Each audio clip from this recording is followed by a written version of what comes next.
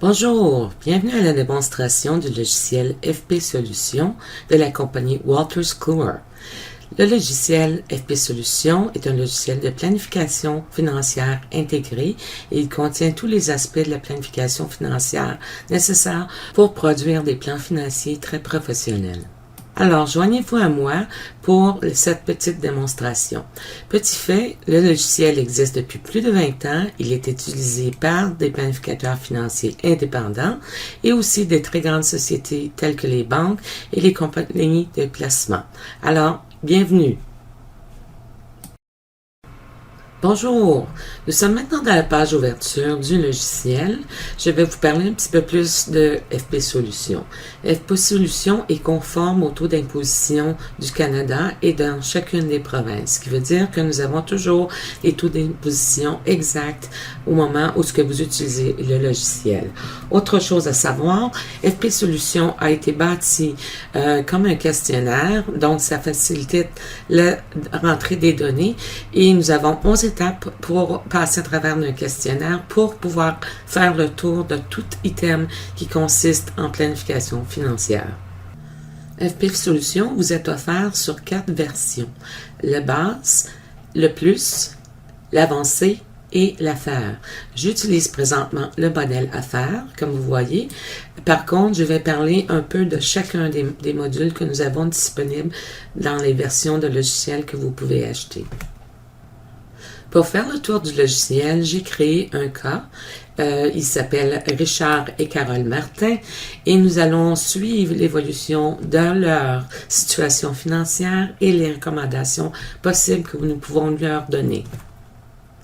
Je vais maintenant vous montrer rapidement le questionnaire que nous utilisons pour saisir les données. Alors, nous allons cliquer sur « Inscrire des données du client ». Et le questionnaire s'ouvre. Les possibilités que nous allons avoir ici sont pour des données personnelles ou des données d'entreprise. Dans notre cas, nous travaillons sur un couple qui n'a pas de commerce ni de business ou autre. Alors, nous allons utiliser les données personnelles. Alors, nous allons sélectionner manuellement chaque étape. Comme je vous ai mentionné, il y a les renseignements personnels, la tolérance au risque, les besoins reliés à la retraite, les sources de revenus et prestations gouvernementales, les placements non enregistrés et l'épargnitude, le RIR, le FER, le CELI, les régimes de pension à cotisation déterminée, les régimes de pension à prestations déterminées, l'immobilier, les biens à usage personnel et les dettes personnelles, et l'assurance vie et l'assurance invalidité. Alors, nous commençons la saisie pour vous montrer comment c'est simple. Alors, le questionnaire s'ouvre, le plan est ouvert depuis le 23 septembre quand j'ai commencé et c'est pour l'année qui commence du 1er janvier 2015 au 31 décembre 2015. Pour continuer, nous avons qu'à cliquer sur les flèches ici suivantes. On rentre le nom du client, la date de naissance, on entre ensuite l'adresse, Comme je vous ai mentionné, chaque province a ses taux d'imposition qui sont un peu différentes. Alors, nous travaillons au Québec et nous continuons. Nous avons un enfant qui est à charge et nous allons regarder les études et les bourses. Ensuite de ça, nous cliquons suivant. Les clients ont un but de prendre leur retraite à 60 ans. Nous voulons minimiser les impôts et nous voulons planifier pour l'éducation de Nicolas. Alors, nous avons terminé la première étape et nous continuons. La deuxième étape consiste à la tolérance au risque. Nous avons déjà prédéterminé des portefeuilles modèles. Nous en avons 5. Par contre, vous avez la flexibilité de créer votre propre modèle de portefeuille qui est adapté soit à l'entreprise avec qui vous travaillez ou vos propres besoins de modèles de portefeuille. Alors, on continue, on clique suivant, on demande qu'est-ce qu'on fait dans cette planification. Ça vous donne un petit peu d'idée de cocher des choses que vous avez l'intention de discuter avec votre client. Alors, planification successorale, don de charité, le REE, le fractionnement du revenu, toutes choses qui pourraient être importantes en ce qui a trait à la planification financière. Alors, nous continuons. Nous avons un endroit pour indiquer tous les conseillers que les clients peuvent avoir. Nous avons aussi le questionnaire concernant si les personnes sont des actionnaires importants ou si il y a autre chose qu'on devrait savoir à ce sujet. Ensuite, nous avons les documents que vous avez besoin. C'est un aide-mémoire, donc testament, fiducie, procuration, vous en avez, relevé REER, relevé de pension, documents hypothécaires, etc. Alors, tout est vraiment précisé à savoir tous les documents que vous avez besoin. Je mentionne aussi un autre aspect que nous avons, un outil. Si vous ne connaissez pas la tolérance au risque à vos clients ou si vous voulez refaire passer un test d'évaluation de tolérance au risque, nous avons cette possibilité.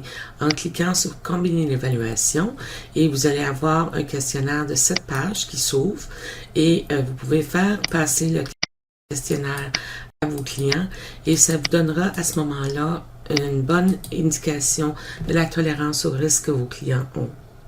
Alors, je continue le questionnaire, la rentrée des données. Alors, étape 4, c'est les besoins qui sont reliés aux prestations gouvernementales et aux revenus. Alors, vous avez pour le client et pour le conjoint. Et vous avez les revenus d'emploi, les prestations gouvernementales, etc. Alors, on continue.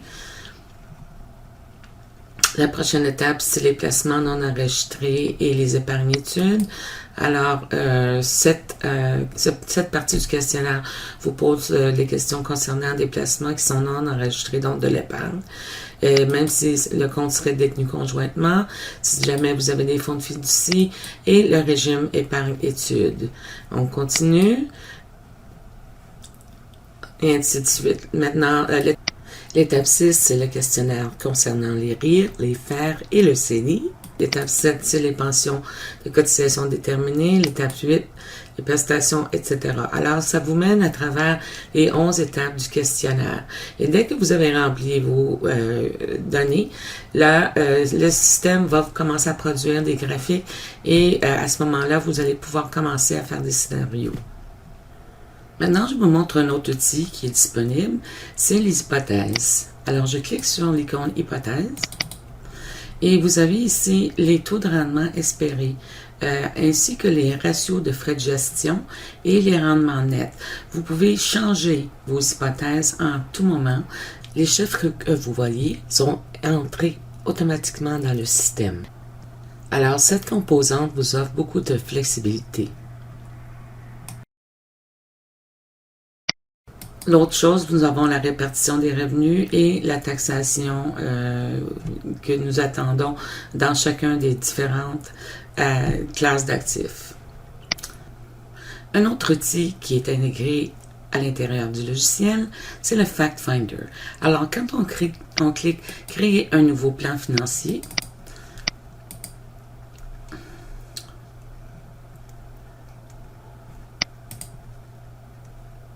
la page d'ouverture s'ouvre.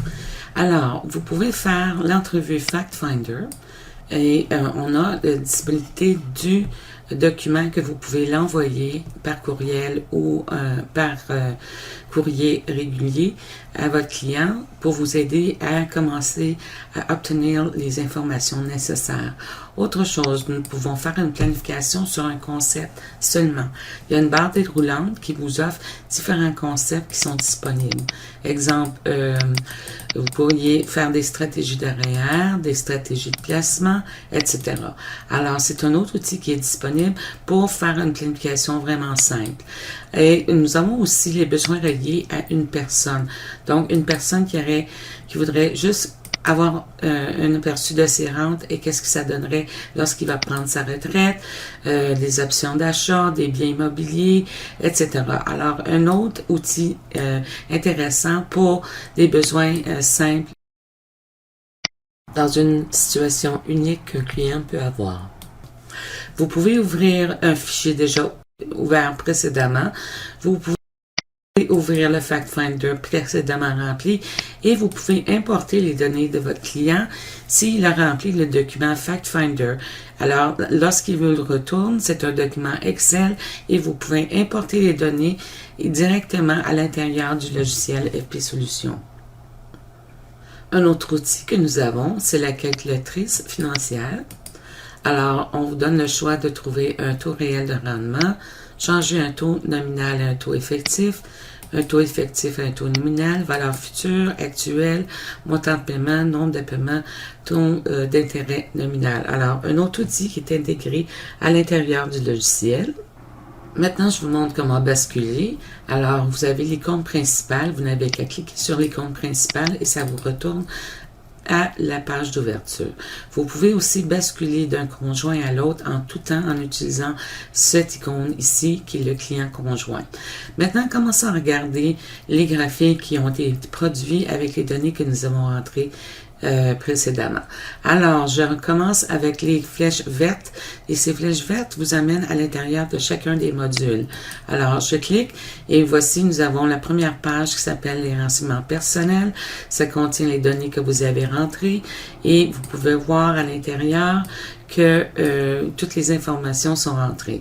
Ensuite, je clique à le prochain module, excusez-moi. Et nous avons la tolérance au risque. Donc, c'est la tolérance que nous pensons le modèle de portefeuille que le client a besoin. Et au bas du document, vous voyez les différents types de portefeuilles que nous avons et leur composition. Alors, continuons en cliquant sur la flèche verte en haut, suivante. Et nous avons les besoins reliés au train de vie.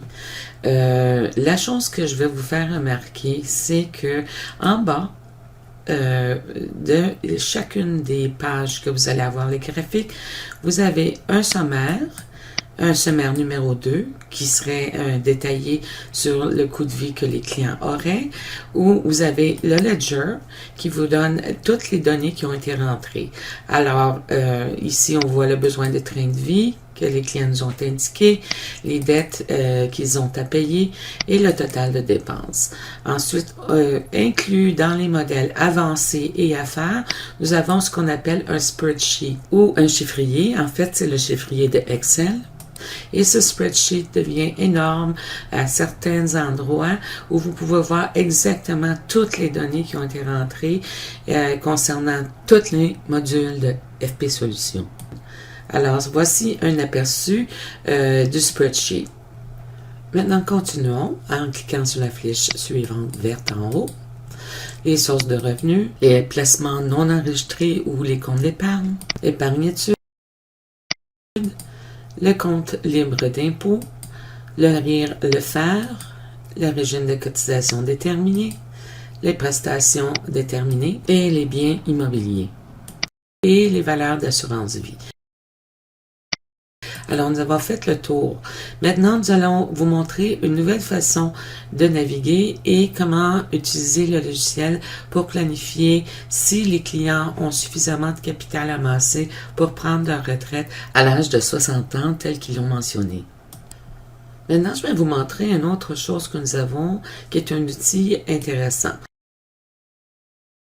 Qu'est-ce que vous voyez présentement à l'écran, ce sera qu'est-ce qui sera imprimé. au bas de la page, encore une fois, nous descendons. Nous avons, comme je vous ai mentionné, le sommaire, les ledgers et les spreadsheets ou les chiffriers. Il y a aussi dans chacun des modules un onglet qui s'appelle variable. Et dans cette section-là, ce sont des données qui ne sont pas à l'intérieur du questionnaire. Donc, ce seraient des choses qui seraient hors ou normales, ou ça peut être des très grosses transactions ou quelque chose comme ça qui pourrait se produire dans la vie des clients. Alors, ici, vous avez le REER et chacune des tables. Exemple, mettons les actions canadiennes. À un certain moment donné, les clients ont hérité et ils ont déposé une somme importante, exemple 50 000 $ à l'intérieur. Alors, à ce moment-là, cette somme-là serait automatiquement rajoutée au plan. Alors, voici un autre outil, les variables. Maintenant, je vous montre ce qui différencie les différents modèles de logiciels de FP Solutions. Vous vous souvenez, j'ai mentionné que nous avons 4 modèles. Le modèle de base, le modèle plus, le modèle avancé et le modèle affaires. Alors, je vous montre une nouvelle façon de naviguer. C'est afficher le plan. Et à l'intérieur de cette section, ça vous montre exactement tous les modules que nous avons. Alors, l'information sur le client, les placements non enregistrés. Fait noter, si vous avez travaillé dans un module, le module apparaîtra en vert ou bleu pâle et contient des informations. Alors, placement enregistré, pension, etc., etc. Maintenant, pour ce qui est du modèle de base, vous allez avoir la seule section ici de disponible serait le capital qui est nécessaire à la retraite. Alors, j'ouvre le module de besoin de capital à la retraite et nous voilà rendus à l'intérieur de la page qui nous montre le besoin en capital. Maintenant, pour le logiciel plus, qui est le logiciel après le modèle de base, vous allez avoir accès au capital survivant, besoin de capital pour le conjoint, besoin de capital à la succession, besoin de capital en cas d'invalidité pour le client et le conjoint. Alors, je vais ouvrir le deuxième, le besoin de capital du survivant pour vous montrer. Et voilà, c'est la deuxième partie qui appartient au modèle plus. Maintenant, je vous montre le troisième logiciel, le logiciel avancé. Alors, il va contenir les analyses de besoins, mais il va aussi contenir les projections détaillées, les revenus détaillés, les rentrées, les flux monétaires projetés, les valeurs nettes projetées et les changements dans les situations financières. Alors, j'ouvre une section pour vous montrer. Alors, je vais ouvrir le flux monétaire. Et voilà le flux monétaire. Et maintenant, pour le logiciel le plus avancé, donc le logiciel affaires, vous allez avoir accès à des actifs d'entreprise. Alors, les valeurs des actifs d'entreprise, les flux monétaires de l'entreprise, les sociétés de portefeuille et les sociétés actives. Alors, voilà, ça fait le tour de la différenciation des différents modèles de logiciels disponibles pour FP Solutions. Maintenant, faisons un petit peu de travail et commençons à travailler sur le besoin de capital à la retraite. Alors, ces gens-là nous ont dit qu'ils ont besoin de 80 000 $ pour pouvoir vivre aisément, sans aucun problème. Alors, ce 80 000 $ est net d'impôts et net de dettes. Pour ce qui est de leur retraite, ils veulent prendre leur retraite. Il veut prendre sa retraite plutôt à 60 ans. Il a présentement 48 ans. Alors, au moment de la retraite, ils auront besoin plutôt de 114 661 $ de revenus nets pour pouvoir continuer le train de vie qu'ils ont demandé. Si nous regardons d'un peu plus près, nous avons différents portefeuilles qui sont disponibles. Donc, nous avons le conservateur, le modéré et l'agressif. Dans le cas du conservateur, s'ils sont investis de cette façon-là, ils vont atteindre seulement 81% de leur but. S'ils sont dans le modèle modéré, ils vont atteindre leur but à 92% et dans un modèle agressif à 96%. Alors, on regarde les sommaires un peu plus bas parce que nous avons toujours plus qu'un sommaire. Alors là, nous sommes présentement dans le sommaire 1 et dans le sommaire 2, nous voyons le capital à la retraite. Donc, combien d'argent ont-ils besoin d'amasser jusqu'à l'âge de 60 ans pour pouvoir avoir un revenu de 80 000 $ net après impôt et ça indexé à l'inflation pendant 12 ans. Alors, présentement, les projections d'actifs qu'ils vont avoir seraient de 842 000 $. Le modèle conservateur et modéré et agressif leur donnerait 1 400 000 cela prendra 1 400 000 $, le modèle modéré 1 million de dollars et le modèle agressif. Si nous regardons un peu plus bas dans le graphique ici, nous voyons que les lignes des 3 portefeuilles sont indiquées et ils sont encore très loin de la nécessité de capital qu'ils vont avoir à accumuler pour pouvoir avoir un train de vie de 114 000 $ net d'impôts à l'âge de 60 ans. Alors voilà commence le travail du planificateur financier et le travail que FP Solutions peut faire pour vous aider. Maintenant, je vais basculer dans un autre plan qui est le flux de capital.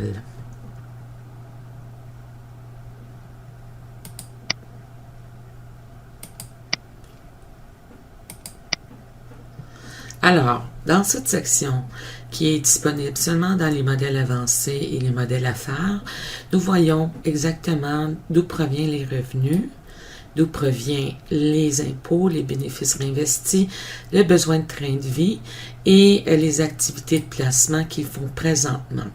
Après tout ça, ils ont un excédent de surplus qui pourrait être investi.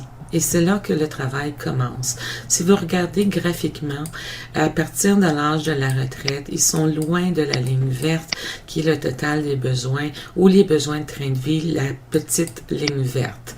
Alors, si nous regardons d'un petit peu plus près dans les ledgers, le ledger numéro 1, alors, nous voyons qu'à partir de l'âge de 48 ans jusqu'à l'âge de 60 ans, ils ont des surplus. Les surplus sont ici dans cette colonne-là. Et c'est avec ça qu'on va commencer à travailler et à essayer d'investir de façon intelligente pour que les gens soient capables d'atteindre leur objectif. Parce que à partir de l'âge de 60 ans et jusqu'à la fin à 90 ans, ces gens-là ne sont pas capables d'atteindre leur objectif. Alors, c'est le modèle avancé et le modèle affaires qui vous donnent l'accès au flux monétaire projeté.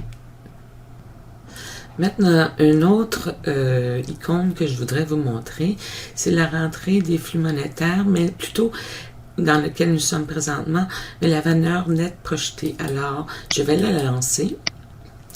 Et c'est pour nous démontrer exactement ce qui se passe à l'intérieur du capital que les gens ont accumulé.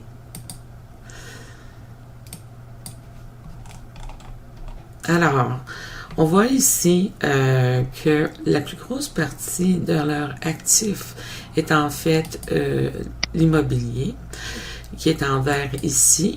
Et nous avons la valeur successorale qui est indiquée. Alors, qu'est-ce qu'on voit qui présentement, ça nous dit que ces gens-là ont suffisamment de capital d'amasser.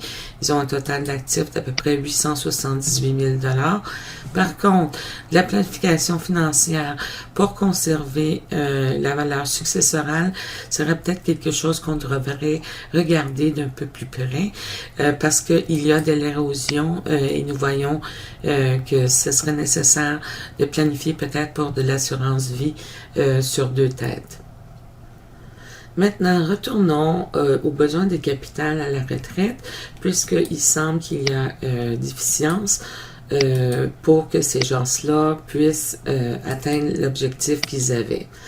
Alors, je retourne au bien de Et voilà, les besoins du capital à la retraite. Alors, pourquoi je dis qu'il y a une insuffisance? C'est que c'est très clair dans le graphique du bas qu'il y a un manque à gagner de l'âge de 60 ans, à l'âge où ils veulent prendre leur retraite, et on voit la ligne verte est nettement supérieure au flux monétaire que ces gens ont présentement pour prendre leur retraite. Alors, nous avons plusieurs options que nous pouvons utiliser. Vous pouvez modifier les données à l'intérieur de chacun des modules en faisant la saisie des données. Ou vous pouvez utiliser une autre chose qui est facile, c'est de sélectionner des stratégies de planification. Alors, je clique sur cette icône-là et ça nous amène dans des stratégies, de planification commune. Alors, comment ça fonctionne? Ce sont des stratégies qui sont reliées aux sources de revenus, aux placements non enregistrés, aux rires offerts et aux pensions à cotisation déterminée. Alors, pour ce qui est des sources de revenus, vous n'avez qu'à cocher les items qui vous apparaissent le plus possible comme stratégie de placement. Alors, diviser le régime des rentes du Canada et du Québec à la retraite, effectuer des retraites placement non enregistrés avant le REER, retirer des comptes non enregistrés avant ayant le revenu le plus élevé, retirer du REER du conjoint ayant le revenu le plus bas pour que le taux d'imposition soit plus bas. Ensuite, dans les placements enregistrés, répartir le portefeuille selon le niveau de risque. Faire des sortes de distributions imposables qui soient automatiquement versées en argent comptant dès le retrait, ajuster le pourcentage de roulement du portefeuille. Je vous explique. Présentement, le système est ajusté à 50%. En le cochant, nous allons ajuster maintenant à 10%.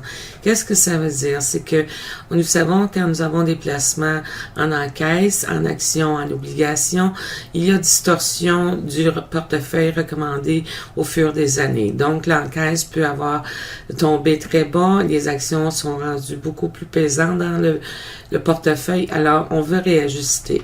Alors, déposer les économies futures dans les comptes de conjoints ayant le revenu le moins élevé, et le faire.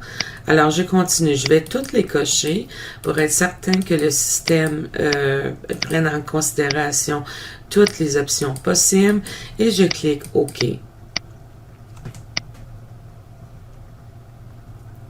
Maintenant, si nous voulons vérifier si tous les changements que nous venons de faire ont bel et bien été incorporés, nous allons vérifier, exemple, les sources de revenus.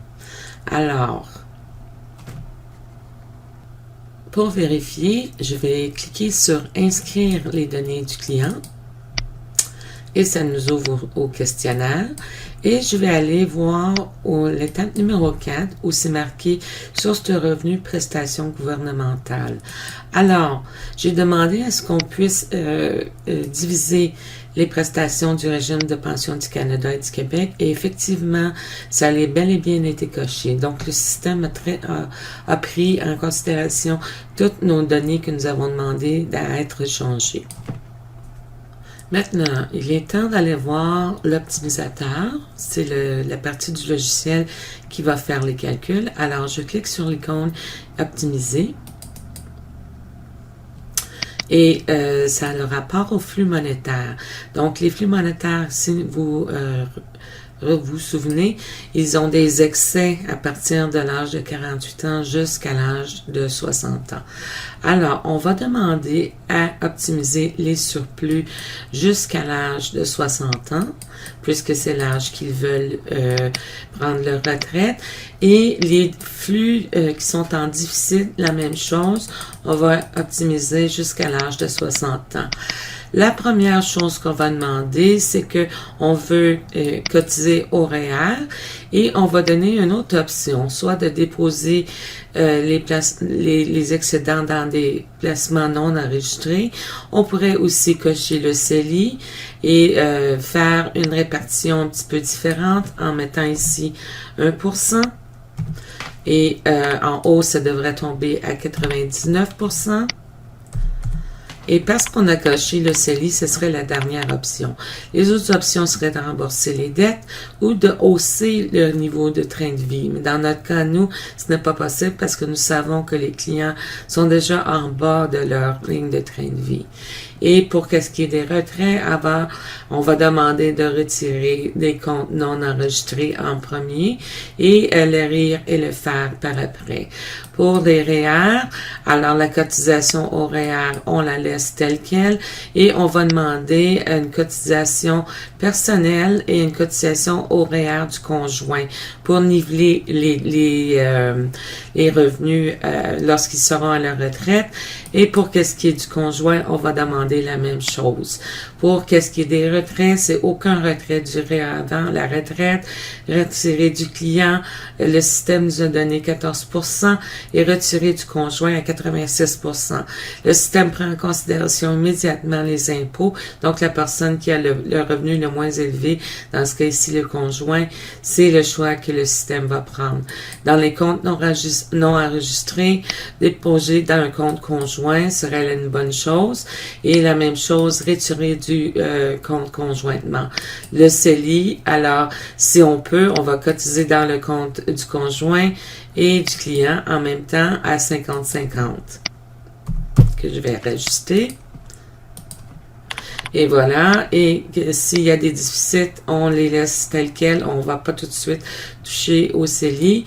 Dans les dettes, on n'a rien touché. Et dans les réglages avancés, alors on va cliquer ici, optimiser selon les paramètres recommandés. Donc, c'est les paramètres que nous avons demandés. Alors, maintenant, il est le temps de faire l'optimisation. Avant de faire cela, je vais créer un scénario. Et la raison étant pourquoi, c'est que les bases de données que j'ai déjà rentrées, qui sont les bases de données actuelles, sont des bases que je ne veux pas toucher. Je veux les garder telles quelles parce que si je veux faire un autre scénario à partir des bases de données originales, je veux être capable d'accéder à ces choses-là. Alors, je vais fermer le flux monétaire pour le moment et je vais aller au scénario pour créer un scénario. Alors, maintenant, on me demande comment je vais nommer le nouveau scénario. Le scénario actif, c'est la base de données. Donc, toutes les données que nous avons rentrées jusqu'à maintenant sont intactes. Alors, je vais ajouter et le système me demande si je veux enregistrer les changements actuels. Oui. Ça prend un petit peu de temps. Et maintenant, je vais nommer mon scénario pour que je puisse reconnaître ce que je fais. Alors, je vais faire recommandation avec l'optimiseur. Oups.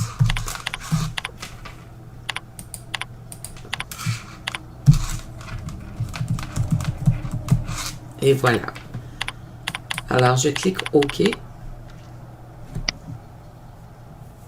Et nous allons voir que nous sommes maintenant, regardez en haut ici, la recommandation avec l'optimiseur. Donc, je clique sur ma recommandation et je ferme. Maintenant, je retourne à l'optimiseur. Et là, je vais lui dire, vas-y, optimise-moi toutes les sources de surplus et de déficit pour que je vois ce qui se passe avec mes recommandations. Donc, je vais porter votre attention ici, là, le 18 000 qui est là dans la première année, qui est un surplus. Alors, nous allons faire l'optimisation. Et le système va passer à travers 25 itérations. Remarquez, les graphiques changent et les données changent aussi. Alors, il y a 25 itérations. Nous sommes maintenant à 9, 10 présentement et ça continue. Alors, le système va prendre en considération les impôts. Il va prendre en considération toutes les demandes que nous avons faites jusqu'à ce moment.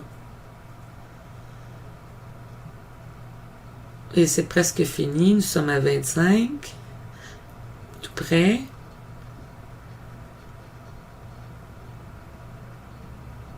Et voilà. le système a fait ses itérations. Alors, le flux monétaire est encore en problème ici, mais allons voir qu'est-ce qui s'est passé plus bas dans les ledgers pour voir comment nos demandes ont été prises en considération. Alors, je regarde le ledger numéro 1 et effectivement, les surplus ont disparu jusqu'à l'âge de 52 ans. Par contre, nous avons toujours des surplus qui sont jusqu'à l'âge de 60 ans. Et plus bas, nous avons des déficits à partir de l'âge de la retraite et nous avons des déficits de 87 ans à 90 ans. Alors, nous allons avoir encore du travail à faire. Probablement, une des choses que nous allons faire serait de changer la composition des portefeuilles parce que les gens avaient des portefeuilles très, très conservateurs, beaucoup d'encaisses. Alors, nous allons regarder cette situation-là pour pouvoir voir si nous pouvons résoudre le problème. Maintenant, nous allons faire un autre scénario puisque nous avons toujours nos surplus et nos déficiences à partir de l'âge de 61 ans. Alors, je crée un autre scénario et je vais l'ajouter par-dessus le scénario de recommandation d'optimiser. On me demande de sauver, j'ai dit oui. Et maintenant, je vais l'appeler « Changer la tolérance au risque ».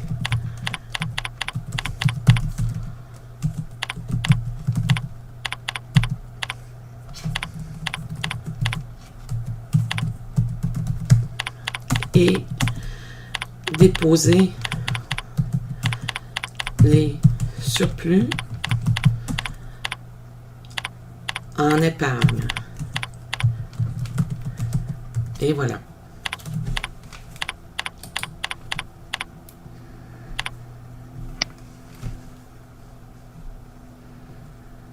Nous attendons. Le système va nous sortir notre nouveau scénario. Et voilà, c'est un questionnaire en haut, c'est aussi changé.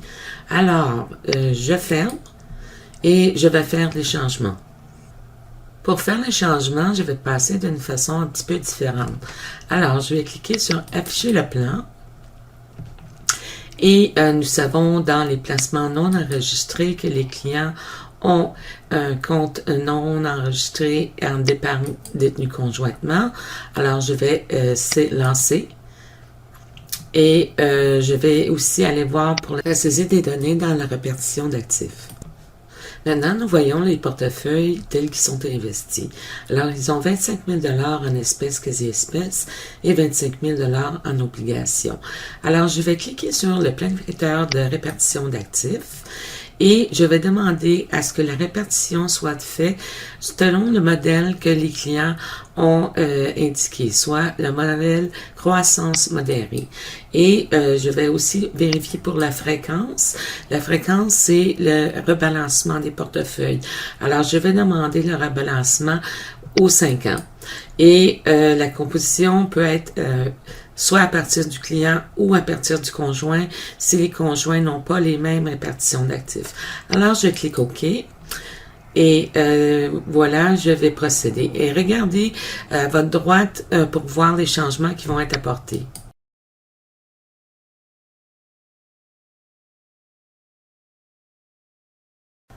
Maintenant, vous voyez, la composition a changé. Il n'y a presque plus rien en liquidité et dans les obligations, nous avons 20 000 et dans les actions, nous avons 30 000. Alors, je vais procéder à faire la même chose dans chacun des comptes où les gens ont des placements. Alors, le prochain sera le compte REER du client et je procède à la même chose.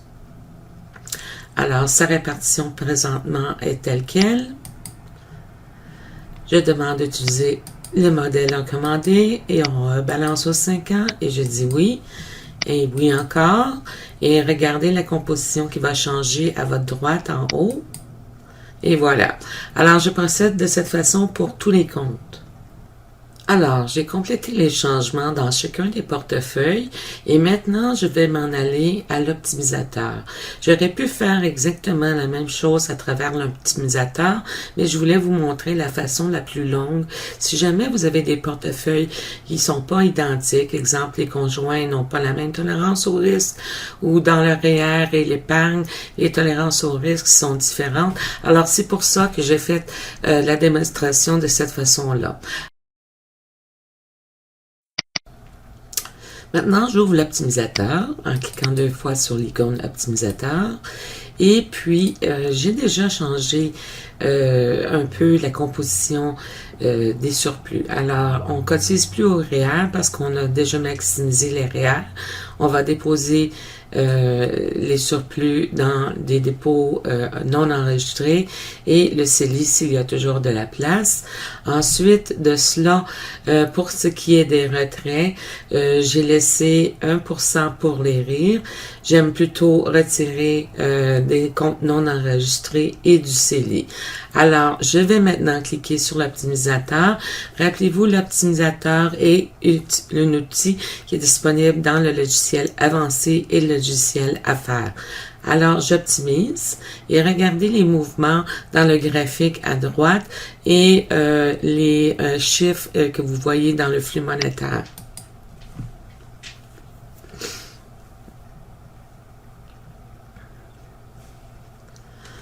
Alors, l'optimisateur fait 25 itérations. Il est possible d'augmenter l'itération à beaucoup plus. Par contre, si vous faites cela, vous allez aussi ralentir le résultat. Ça va prendre un peu plus de temps pour que le résultat final soit obtenu. Alors, nous avons maintenant 14 et nous en avons 25 à faire. On voit déjà qu'à l'intérieur ici, les surplus sont réinvestis et aussi que les comptes non enregistrés en bleu pâle sont utilisés pour combler les déficits. Et voilà, nous avons terminé les itérations et effectivement, la ligne verte que vous voyez ici, elle est facilement atteinte. Alors, allons voir un petit peu dans les ledgers pour le flux monétaire. Et présentement, tous les surplus sont disparus et nous avons des surplus dans les années plus loin.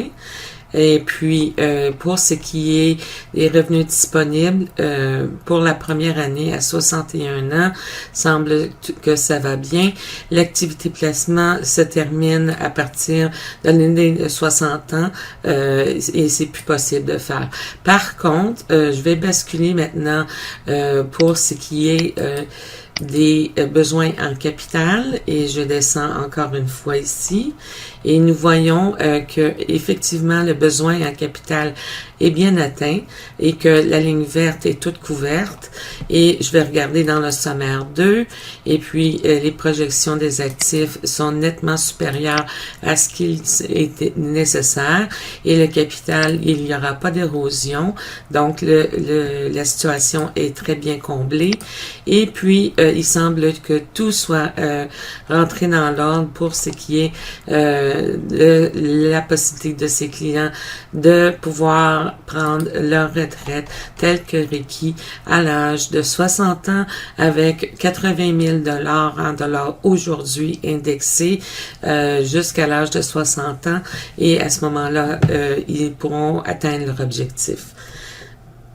Je vais maintenant vous montrer rapidement les autres outils que FP Solutions contient et nous allons avoir couvert rapidement ce que le logiciel peut faire pour vous.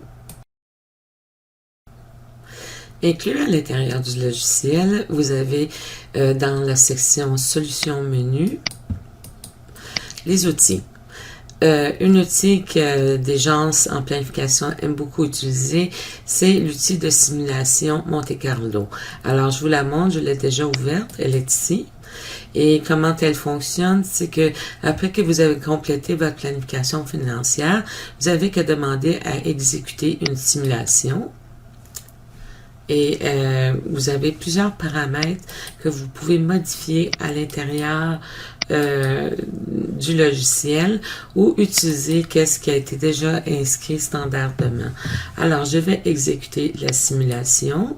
Elle va passer à travers 50 itérations. Le Monte Carlo, c'est un indice de confiance à savoir à quel pourcentage pouvons-nous nous attendre que les placements finaux vont être atteints avec certitude.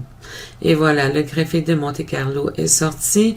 Et si nous descendons un peu plus bas, on nous donne notre aperçu de comment le capital et les investissements vont pouvoir être atteints. Un autre outil que nous retrouvons dans le logiciel, c'est l'éditeur de rapport. Alors, je clique sur le menu et je vous montre ici. Alors, menu éditeur de rapport. Je l'ai déjà ouvert, il est en haut. Alors, je vais l'ouvrir. Qu'est-ce que c'est? Ça vous donne la possibilité de personnaliser vos rapports comme vous les voulez. Alors, vous pouvez utiliser cet outil en ouvrant votre rapport et je vais en ouvrir un que j'avais déjà sauvé. Et voilà, les rapports sortent et c'est les pages que vous voulez inclure à l'intérieur. Alors, si on enlève la protection, et on peut travailler à l'intérieur et faire des modifications ou marquer des notes. Exemple, vous voulez dire à votre client que vous voulez surveiller les placements ici, vous les avez changés, etc. Alors, ça vous permet une très belle façon de pouvoir éditer vos rapports. Nous sommes maintenant rendus à la fin du vidéo et j'espère que vous avez aimé. J'espère vous compter parmi nos clients et si vous avez des questions, n'hésitez pas, vous pouvez toujours nous communiquer avec nous à Wolters Kluwer. Et n'oubliez pas que nous avons l'option que vous pouvez essayer le logiciel pendant une période de 14 jours gratuitement. Merci.